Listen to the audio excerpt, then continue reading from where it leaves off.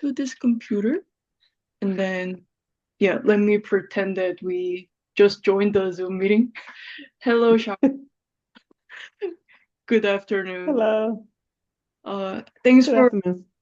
thanks for spending time with us for the Student of the Month interview. And we would like to start with a brief self-introduction. You can include your name, when you joined the E&E program, your advisor, current research, whichever you want to share in the introduction is fine with me. Okay. Hello, my name is Shauna Adams. I am a fifth year PhD student in engineering education, of course, under the advisement of Dr. Carrie Douglas in the Seed Lab. I have worked on a variety of different projects since starting, mostly being around Carrie's career project, then working with the Pitch program, and now I'm currently working with Scale as my research assistantships. And for my dissertation research, I'm looking at volunteers who work in engineering youth programs and how they access and utilize resources and organizational supports within their organizations they volunteer with. Oh, I see. So I guess you're working on the K-12 of the Scale project. I'm working on, actually for Scale, I'm working on just the regular Scale project. Oh, And then for my research, I'm looking at K-12 and the youth engineering programs. oh, interesting. Oh, so you're participating in both side of the project, Scale project. I see. And um, my next question is technically included in your self-introduction, but Okay. the second question is, what brought you to engineering education from engineering or other engineering relevant field? Okay. So I first heard of engineering education when I was in my master's program, right after undergraduate. Went to the Ohio State University, and one of the people I met there, he was actually creating an engineering education doctorate for his program with a combination of work done from the education side and work done with engineering to kind of create this concept of engineering education. So that was my first introduction to engineering education. And I thought it was interesting and intriguing at the time, but didn't really act on it. I worked for 10 years in industry, and I knew that if I were to ever go back into a PhD program, it would have to be not go back, but go into a PhD program. It would have to be in something that I found interesting or intriguing or something that I really wanted to devote time toward. And I had done a lot of work and still currently do a lot of work in K-12 outreach when it comes to engineering education and information. And the concept of engineering education with a focus on K-12 engineering education was something that Purdue had through the Inspire Center. Mm, And so that's what really intrigued me to say, oh, okay, so there's this thing called engineering education. I can find out about this relationship between K-12 engineering education, mhm, not just what we're doing on the practicing side, but what's happening on mhm. the academic side. And there's a way that I can merge these two interests and find out more about it. So I got to a point in life where I was like, I think I can step away from industry at this moment and dig deeper into this concept of engineering education, especially as it pertains to K-12 students. Oh, I see. So it feels like you narrowed down from a big field of engineering education and then to the K-12 engineering education specifically at um, Inspire project at Purdue.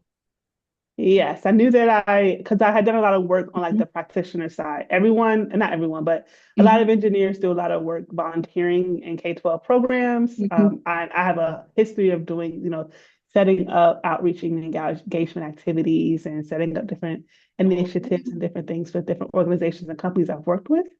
So I knew what I was doing as an engineer to develop mhm. these programs, but I didn't know the academic behind it. Just I Oh, was I see. doing what I thought would be good, right? Mm. So having that background and dig a little bit deeper into the structure and just what is being done outside of even me when it Oh, comes to this, what does that look like was something that was intriguing to me. Oh, oh, that's a very interesting pathway that I haven't heard of from other students. And thanks for sharing your experience. And I think I asked you more about the most recent history of your career pathway. And my next question is more related to your past. What was your career goals in high school and I think you briefly mentioned undergraduate and companies and what are your current plan for after you complete your PhD degree? So my question will be two part. One, what was your thinking about your future in high school? And then what are you currently thinking after finishing your PhD? Okay. So in high school, I knew of engineering. I had done Mhm. some apprenticeships.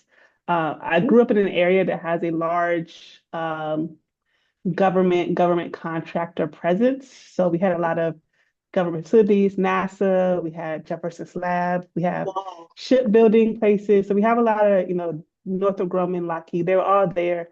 So I had a exposure to the engineering and STEM industry, Wow. especially when it came to government contracting. And so I had some apprenticeships in that area. So I knew that in high school, I knew I wanted to do engineering. I participated in almost any program that involved engineering and I didn't have to pay for it. So if it was free and it involved engineering and there was an opportunity in some way to participate, then I participated. So I knew I wanted to do engineering. I just didn't know which one. Mm, So I explored civil engineering, explored mechanical engineering, and just different fields. I knew like electronics. mhm. I knew what my limitations weren't. Electronics, Even as a chemistry, high those school, type of areas. Yes, I you quickly know where you're not going to go, right? for sure. But but so that really like there that's like I was going to civil engineering and mechanical engineering. And I also knew what university I wanted to go to. Every engineer I had ever known, Mhm. especially Black engineer, had graduated from North Carolina A&T. And my favorite math teacher went to North Carolina A&T. So I knew what school I was going to go to. I knew I Mhm. wanted to do engineering. And then when I went there for orientation and we were choosing like what type of engineering do you want to do, I was Oh. like, well, either civil or mechanical engineering. And I chose mechanical engineering because as they were explaining some of the Mhm. differences between them, mechanical engineering seemed the most broadest. And for someone who didn't know what or how they wanted to apply this engineering discipline, mechanical engineering just seemed like a great fit. Yeah, I can get that. I think mechanical engineering literally covers a lot of the other engineering fields as well. That makes more sense. And do you have a temporary plan of after post graduation? So I don't know what I'm doing post graduation. I have a lot of Same. possibilities of what possibly I'll be doing. I can go into industry. I worked for national labs, and some of the work that I did there, if I could apply it to either industry, government contractor, or government role, that's fine. Or I could do a complete pivot and do something completely different as it relates to like workforce development and creating Mhm. relationships and agreements and discussions and collaborations between academia, government, private, and public sector. Wow. So I have a lot of interest. I don't know where it'll actually land when it comes to the actual prospects, but I know that I want to go somewhere either industry related or outside of academia, like formal teaching in academia. Oh, I see. Yeah, I also have a vague plan of applying for jobs outside the university setting. But yeah, my plan is also very up in the air, so I can relate to that. And um, the next question is um, yeah, I think we can skip the question specifically targeting international students, and I would like to move on to more practical question that might benefit you students specifically. And what do you like about the PhD program, or what excites you the most about doing this E&E program? Because you don't have to feel pressure to mention your advisor's name. And I feel bad about asking this question to students who are about to graduate, especially including you and Leo, because I know that you're in a very stressful time. And but yeah, I still wanted to ask this question. Oh no, that's fine. What I like most about engineering education, I think just broadly the variety that it has is Oh, all encompassing. Everyone is working on something a little different, oh, for sure. and it touches and spans all aspects of engineering education. And what does it? It focuses on like the job pathways. It focuses on the engineering students, the engineering decision making, including inclusion within the field of engineering. So engineering education is a very broad area. So that's one of the things that I really enjoy or have come to appreciate with engineering education. Um, I enjoy finding out about what other people are doing in research because it Mm, may not be an area that's directly of interest to me, but I mhm, like hearing about other people's different projects and initiatives that they've implemented while being part of the program. And then I also like just working with the different people, working from people across different labs and working people mhm, within my lab. So that's some of the things I enjoy most about the engineering education program and about our PhD program as a whole. I'm also like having the time to be able to devote to actually answering questions that I may have about different areas or that other people may have. mm, And the PhD program being an instructional environment in which that question asking and answering can take place. mm. That's, I think, I think one student mentioned the diversity of research, like field of study, is one reason why they really like about the ANE. And I have one follow question. What coursework did you like the most while you're doing your PhD? Some of the coursework that I enjoyed Mhm. was I enjoyed CAP that a little bit because I hold structuring and developing a course and a curriculum.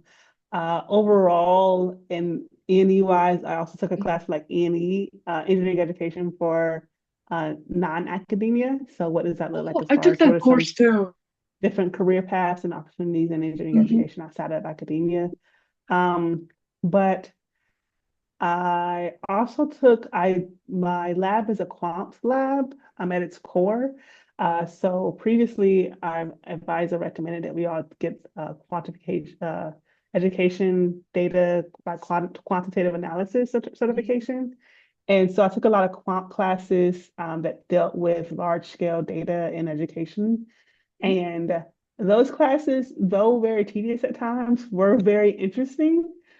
Just looking at the different ways in which you can use data sets, Mm, well, not use, but analyze data sets for different outcomes. So it's one thing to look at like statistics and analysis in like a regular math class without like number. context, Mm, but it was another thing to look at when applying mm, these statistics methods in context to educational data, what would that look mhm. like? And that was interesting. Oh, I think that's a good point because when I was taking statistics course back in college, I couldn't find the reason why the motivation why I'm just learning all this mathematics, whereas the courses that I take here specifically focus on educational research, which eventually motivated me better. Mhm. And I think everyone mentioned CAP course, and I think Dr. Purcell will be very happy about that. And my next question might be trickier, but I would like to ask what you dislike about the PhD program, or you can say focus generally about the PhD program. You can mention something specific to the E&E program, or in other words, you can mention um, what stresses you the most about doing this PhD program. My biggest stressor, and anyone who has probably come in contact with me knows that it's writing. Oh, I am not the best writer, so the idea of a PhD program where, of course, the end result is a dissertation and publishing, are areas of great stress mm, and anticipation um, for me because it's not an area of current strength when it comes mhm. to getting everything done and what are some strategies to focus and write and different things like that. So writing has been one that I'm like, okay, Shauna, Oh, you need to get used to this at some point. oh my goodness. I can relate to this so much. Do you have any recommendation of how to improve academic writing, or do you have any mentor that helped you a lot? I do want to give credit like to Dr. Polly, especially coming in first Mhm. year. Oh, I struggled. I actually took like an incomplete in almost all my classes my first semester. mhm, And the main thing was I needed to complete the papers for all of those classes. So she really provided different methods and different resources to help with like with mhm, organizing thoughts and different ways to do academic writing or different ways to sort of do like brainstorming and coming up with ideas and organizing thoughts. mhm, So she was very helpful and instrumental, especially coming in with some of the organizing and saying, writing is hard and that's okay. Here's some tools that can possibly make it better. So um, I still haven't found that groove yet, mhm, but definitely knowing that there are strategies and methods out there that can improve the process, even if I mhm, haven't mastered them yet, is mhm. something that's beneficial to me. Oh, I see. I guess you have some experiences writing a paper with other people in your project, right? A lot of the papers that I'm writing with other people. Well, I've written with other people. So we'll Oh, I split see. up and delegate like tasks for who Oh, will be responsible for what. I see. So rather than writing one section like to get all together, you just tend to divide the sections and then assign to some people. Like you write literature reviews, this part of literature review and that part of the method, I guess. Mm, And then like for I like see. data analysis, we'll do that all together just so that everyone has an idea of like what's the data, what's some of the outcomes and conclusions that we're coming across. And then we may, formulate some of those conclusions together. And then someone may be responsible for writing, part of Oh, those results or something, and then we all review it. I see. That's pretty systematic way of writing paper together. Hmm. Do you appreciate detailed feedback about your writing, or do you prefer more high level feedback about your writing or whatever you create? Oh, the more detail, the better for me. I Uh, see. so I understand that I am a work in progress. Uh-huh. So any feedback, especially detailed feedback, can help me hone in. I don't like guessing what people mean or what Oh, comments may mean. So I like specific comments um, because it provides a guiding for what needs to be addressed or what needs to be looked at in more detail. I see. Yeah, I start asking these questions to people around me because I found it interesting that some group of students prefer like high level feedback about their research because they want to take more leeway and freedom to decide everything, whereas some students actually prefer detailed guidance, detailed advices rather than um, guiding the general direction. So I was just classifying students like what their preferences look like regarding the advising style. Mhm. I see. And my last question would be specifically targeting students who haven't done with readiness RDS. Uh, if you can go back to the freshman year of the PhD program, I personally don't Mhm. want to go back, but if you can go back to the freshman year of the PhD program, what would you do differently to maybe improve the quality of your life or make your research more efficient, whatever, what would you do differently if you can go back? Creates a system. Mm, I think the success of a PhD program is getting into a flow. Um, and I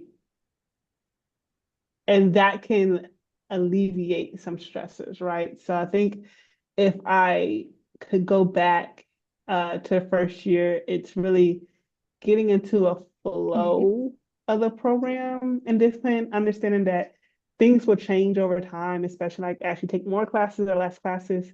But I think if you can get into understand that like first year, first semester is going to be a whirlwind no matter what, right? It's a uh, transition time. It's a mhm, time where you're just really starting to get acclimated to different things. mhm, But like as you start to settle in, second semester, mm, first semester, second year, like mhm, get into some flow of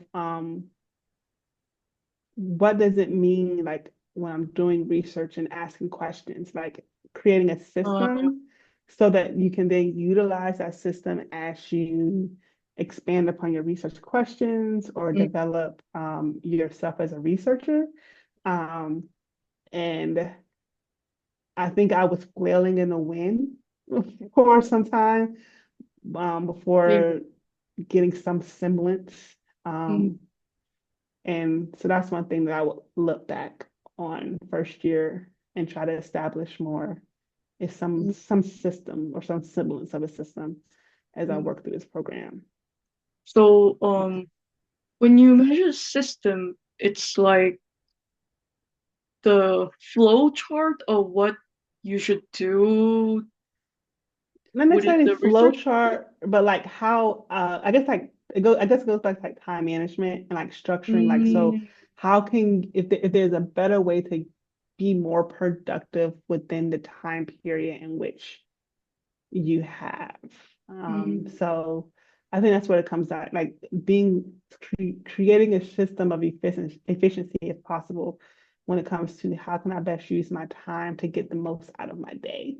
I see. Um, One of the people, she was just a seminar speaker a couple of weeks ago, and she was talking about coming from her consulting background.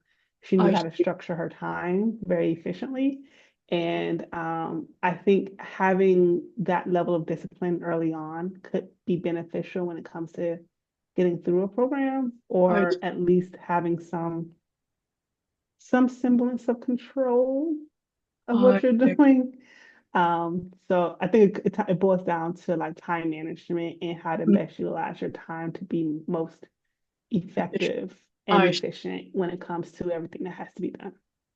Makes sense. Because I think I remember my first year was also very chaotic, and I didn't even think about the time management at all. Because I was just busy finishing the reading before the class starts, and yeah, I can really relate to your advice. But I don't want to go back personally. Oh no, Yeah, I don't want to definitely, go. definitely not. Yeah, it doesn't mean that I didn't like the courses that I take, but yeah, it's a different story. I don't want to go back. And my last question would be just out of curiosity, as a person who doesn't have a long industry experience, what was the transition look like from your industry to the academic academia? Uh, it was a big transition. You get a lot of people, a lot of people will say, and I will attest to, like if you're thinking of like a PhD program, um, sometimes I don't recommend people go like straight through their PhD program because I feel as though you have to have a strong why for a PhD program. So taking some time to kind of go into either industry or something you're interested in to kind of explore and see where you would be interested in possibly asking those questions is something that I value, but transitioning from industry into a PhD program can be very difficult, Mm, especially if you're comfortable with your schedule, your time, and your salary when it mm, comes to working in industry and then coming to a graduate student where you're back in student mode versus, hey, I go to work. I know I'm gonna do at work every day. I know Uh, I'm gonna come in at this time. I'm gonna leave at this time. I have this vacation. I can leave, when I want to when it comes to putting in time off. Um, my evenings are mine for the most part. I mm, can do what I want to do with them. So coming from that level of, I'll say, structure or freedom to becoming a student again, mm, can be a big transition, especially if you've been in industry for a while. I see. Um, so there is a transition mark, and just the fact that, especially depending on how long you've been in industry, just getting back into the mode of being a student Uh, is something that may also take some time as well. oh, I see. Because you have to learn and do the research, and at the same time do your research assistantship or TA and whatever. You I got to see. utilize some habits that you may not have used as much in industry. Um, but then there are some things in industry that you can Mhm, use as it applies to when it comes to work. Like, especially because what industries were like bottom line up front, like tell me what you're going to tell me, and then you can spend time elaborating on it. Whereas in academia, it's like, okay, well, include all the details and tell everything, mhm, and they actually want to read everything. So mm, just that yeah, transition as well. It's like, okay, so how do we add more words I see. um, to what you're doing in explanation when it comes to the PhD program. But I I, see. I think that if done correctly, you can transition a Mhm. lot of skills that you learn in industry to the PhD program. You just have to align or figure out like where would that alignment be, be allocated. Got it. It, I think it resonates with me because I am actually the opposite. I did my master's straight out of my undergrad and then started my PhD straight out of my master's program. And now after graduation, I want to explore the industry roles more. And it feels like I am going from the flexibility to the structured type of life.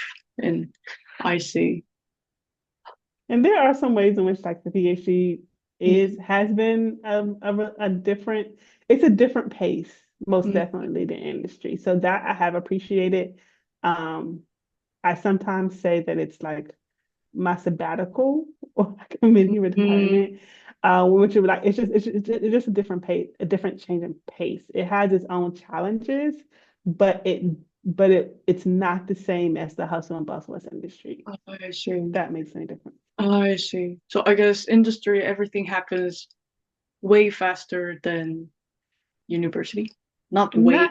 I worked at a national labs and our projects for 10 years in Oh, duration. So I'm not going to say fast, but there's a different flow when it comes oh, to there's meetings and interactions and engagements and there's a lot of traveling. So there was a lot of moving, mm, and not necessarily like physically moving, but just like moving, move meetings here, travel this place here, go this place here, finish this project, write this report. So it was a lot of different things so it was busy, not necessarily fast busy, but just a lot of different things happening at one time. oh, I see. Oh. Maybe I'll reach out to you personally once I land on the industry job. But yeah, thank you for your time. And Oh, no problem. I'll stop recording here.